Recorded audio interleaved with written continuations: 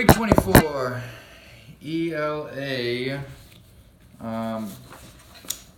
pre-lesson deliverable.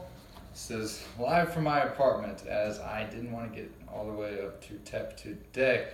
So, we're in the class now. Hello, students. Okay, so we've finished our do now, and now let's turn to the poem. So, we're going to read this once with myself leading. We're going to read this a second time with certain students reading. We're going to do this a third time with you reading on your own, and there are going to be some questions that go along with it. But first of all, let's take a moment to label our lines and our stanzas. So take the moment now. You have 60 seconds to do this and begin. 60 seconds is up. Okay. How many stanzas is this poem? Yes, Fernando? 4? No, that's not correct. How many stanzas is this poem? Okay. This is actually 6. Very good. And notice that, what is it, the first, second, third, fourth stanza? The fourth stanza goes on to the next page. So I know that tricks us up sometimes. How do we know that this is not a new stanza that's starting on the next page? How do we know this isn't the beginning of fifth stanza? Because there's no punctuation at the end of the 21st line. If there were a period there and a capitalized letter beginning as it does today, then we would know that that's a new stanza, but as it stands, this poem is 6 stanzas long. And how many lines? Very good. Thank you for labeling the lines. It's going to be helpful as we move forward. And notice how we also have, like the first line is labeled, the 10th line is labeled, the 20th line is labeled, and you'll see that a lot of times when you have your standardized tests, that they're not going to label every line for you, but they're going to give you a few, and that's really helpful because it's there so that as you're labeling your lines, because you will need to do that, you can tell, you'll know, like if you get to 10 and you're like, but really that's 11, you're wrong and they're right. You need to look back and fix it because these are their sort of like anchors that you can use.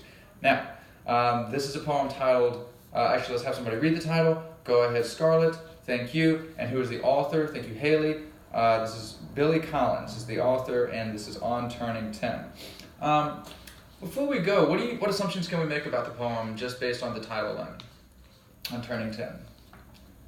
Yeah? Okay, Andrew? That it's about turning 10? Cool. What do you associate with that? Before we even read, what do you associate with like turning 10? Because that's something that everyone in this room has done, I think. I'm sure. We're all 10 years old. Okay. So what do we think about? Yes, that's fine, yeah. Okay, so getting older. Yeah, but what's the experience like? Tell me what it's like. I'm old, I forgot. What's it like when you turn 10? How is 10 different from 6? How is 10 different from 4 or 3? Like, what are the differences?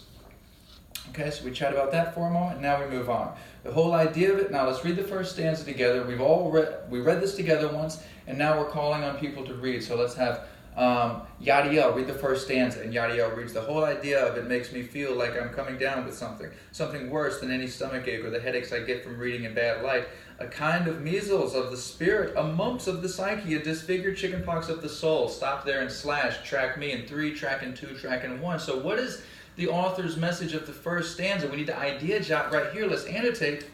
Okay, so with your pens you're annotating, and what we want to do is annotate for main idea right here. What is the author telling us with this first stanza?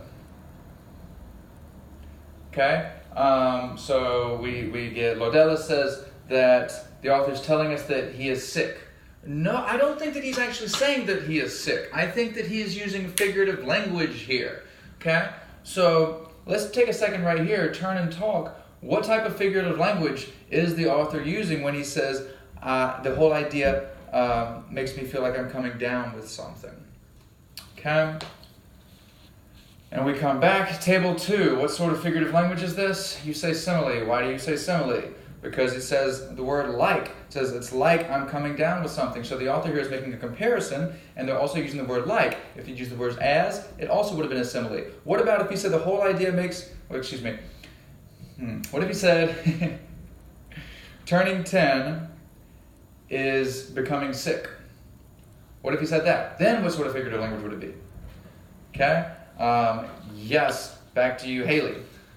Then it would be a metaphor, exactly. But because he says it's like this, that sort of comparison we call a simile. So, what's the author saying there? The turning 10 is like becoming sick. Well, let's talk about sickness for a second, because he mentions a few, right? Like he mentions measles, mumps, chickenpox.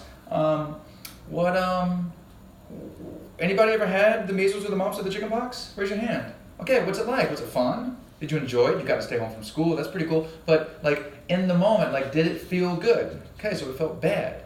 So how does the author associate the whole idea that he's referring to? He's saying that he feels bad. Very good. And what idea, based on the title, do we think he's actually referring to? Turning 10. How does the author feel about turning 10? Turn and talk. Back in 3, back in 2, back in 1. Table 4. How does the author feel about turning 10? He feels bad. So we're going to just make a little annotation here. The author feels bad about turning 10. Done. Moving on to the second stanza. Do this on your own. Ready, go.